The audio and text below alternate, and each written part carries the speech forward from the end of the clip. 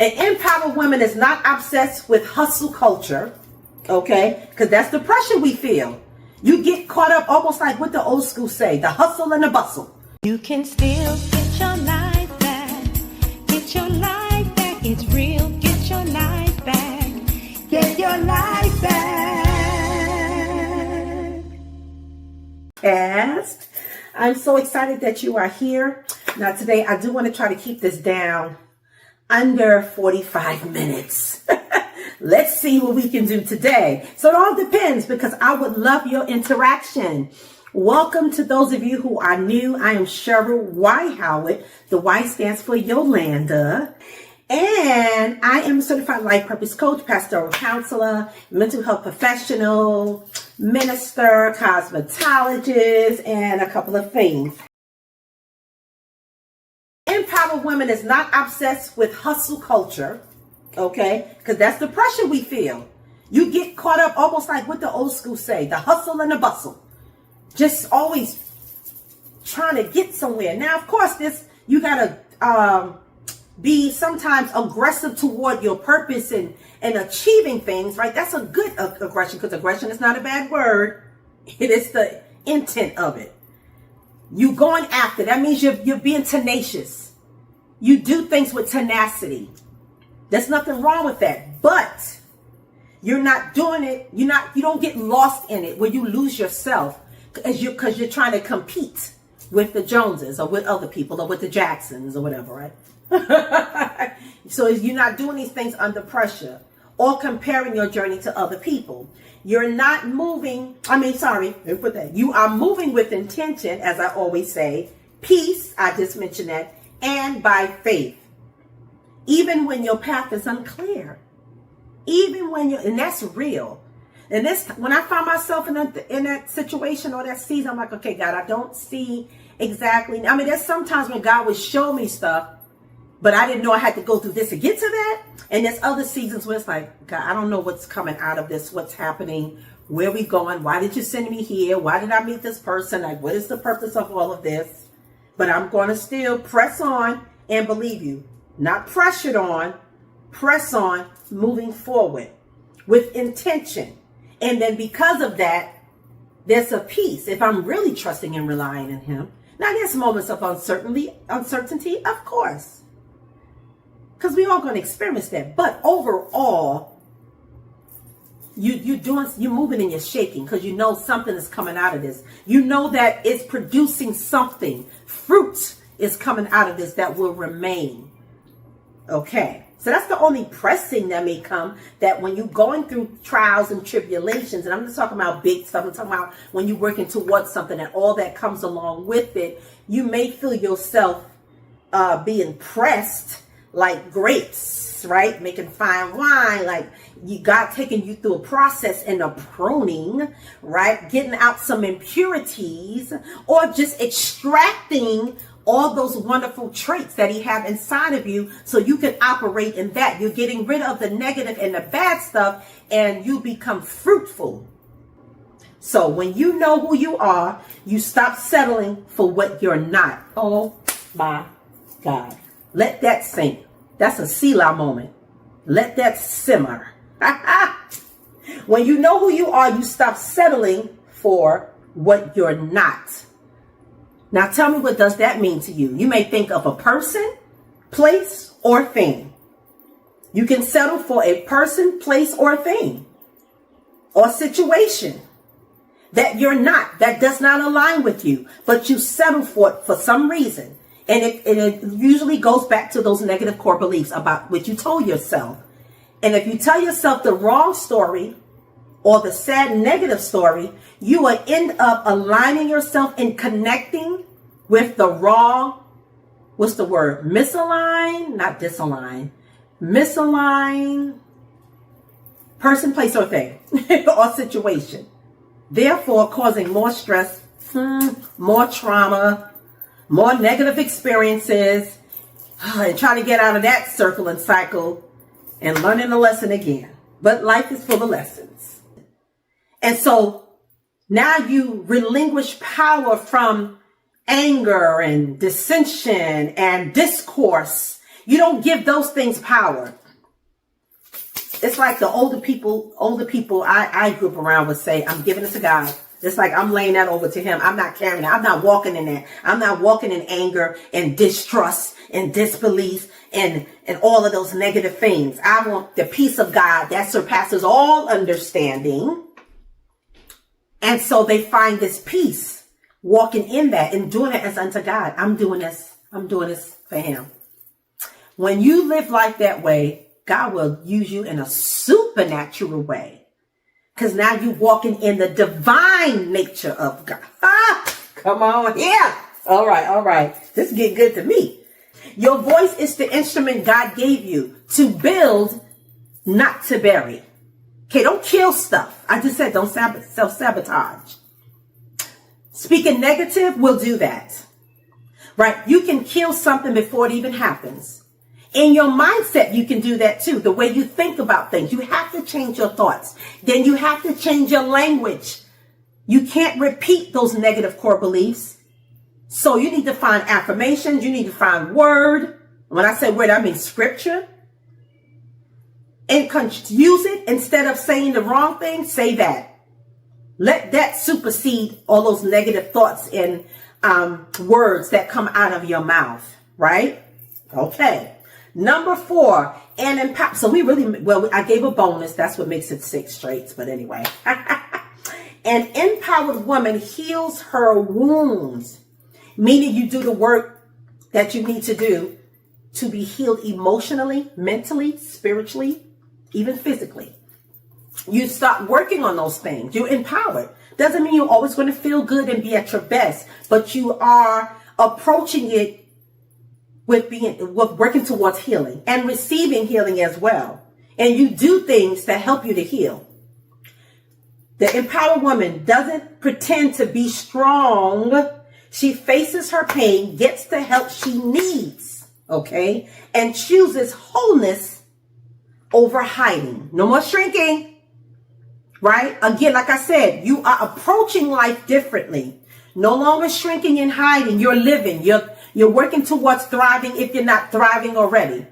And I'll just say, just the fact that you're even trying to live better and enhance and grow and develop, that's thriving. You can consider that thriving. Again, I'm telling you, change the way you think and say things, it'll change your reality. God has given us the power to do that. Death in life is in the power of the tongue. So you can speak death. You can kill stuff, like I said, and you can speak life into something till you believe it. And then your action follows behind it. The behavior follows what you say. The empowered woman understands her past doesn't define her. Kind of said that already. It refines her. What you've gone through does not define you. You're not the sum total of what you've been through and what you came out of. The enemy will like you to think that again. And if you start believing that, that will be your reality. But if you start speaking opposite of that, saying things like this, my past does not define me. It refines me. Okay? What was meant for evil, God's turning it around for my good. I can do all things through Christ who strengthens me.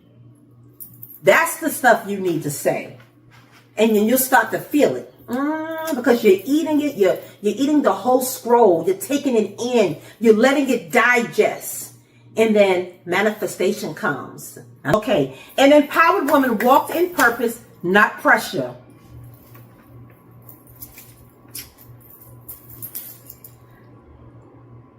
What Selah moment are you having? What came to your mind when I said that? An empowered woman walks in her purpose and not in pressure. Not in stress and pressure and desperation and fear. Because it can look like all of that. We can feel pressure because we are fear of something that's going to happen or not going to happen. You're empowered because you know your strength. You know who you are.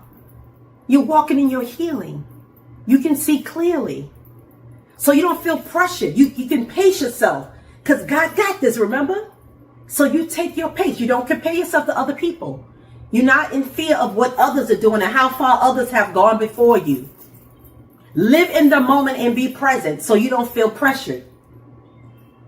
Now, there's moments of uncertainty, of course, because we all going to experience that. But overall, you're moving and you're shaking because you know something is coming out of this. You know that it's producing something. Fruit is coming out of this that will remain. So she knows empowerment isn't just about your own success. It's about creating space for others to rise, okay? Help them, right? You help them become empowered. When you show up in your empowerment, you help others to be empowered. It's something you're dropping in the atmosphere that they pick up. Think about that. Think about what happens when you enter a room. Somebody already saw you. Somebody already gazed at you and they're reading you. They may use nonverbal communication or verbal communication. They may use gestures. They may just look and notice like, okay. So be mindful of that. Not in a negative way where you worry about what other people think in a negative way, but be concerned about what other people think in terms of for you to show up better. That's going to help you understand and know that you're carrying something. Now, it's up to you to decide if you're going to walk in confidence, good self-esteem, empowerment, self-identification, or you can walk in low in spirit, not feeling good about yourself, not looking at anybody, can't make eye contact because you don't feel good about, all of that stuff. You can make a decision. And an empowered woman celebrates other women. And I always say this, I say it in different ways, but I usually say, and I've said this when I speak sometime, that when you know who you are, embrace who you are, you can celebrate other women. You can compliment other women. Or for the men who are listening, same goes for you. You can compliment other men and be inspired by them. And even become motivated by them where you see your own, because somebody is operating in something that you have similar gifts, but we just different in it, right? You move a different way, but you maybe have a similar calling, purpose, but everybody is operating in their own their difference. Okay. So you can celebrate somebody like that's great because you can learn from each other. Okay. Another quote, empowered women empower women. That was the easy one I came up with. Empowered women empower women. I just really said that, so I ain't even got to go into that. But I am going to end with this. And I want you to write in the comments, or if you need to journal, I hope I gave you some stuff that you can start journaling too. This is journaling worthy content. Recognize the traits within yourself. Keep going. Don't give up in your self-discovery if you're self-discovering. And then know that we're going to go through seasons where we're rediscovering, or there's a new purpose that you're going to walk in. Okay, but that's later on. But right now, where you are now, I want to embrace you. I want to celebrate you, and I want you to keep going, sis. I want you to write down your response. So your response to what I just asked you to do. Share this episode to some other women and even men. You can get something out of this. This is for anybody, right? That women or men that they got greatness in them, but they need a push and I'm talking about a good push, right? That's like what a coach kind of does. They need some inspiration. They need some motivation. They need some encouragement.